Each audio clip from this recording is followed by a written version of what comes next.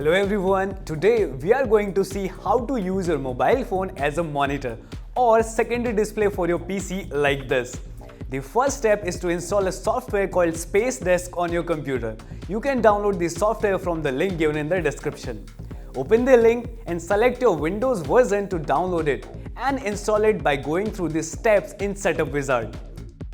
Once you have installed the software on your computer, in order to use your phone as a monitor, you need to install the Space Desk app on your phone from Play Store or App Store.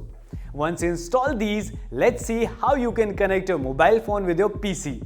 Before that, make sure that your mobile phone and PC are connected to the same Wi-Fi network. Now to connect your phone with your computer, open the Space Desk app on your mobile. Here you will see the IP address of your computer.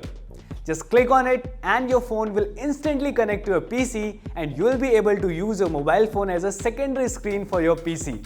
In case it doesn't work, you just need to change one setting in your PC. And to do that, go to Start and open Settings. Here, click on System. Here, scroll down and under Multiple Displays, click here. Now select the Extend these displays option. And now you will be able to see the secondary display for sure. To check it, you can scroll up and click on Identify and you will see screen 1 and 2.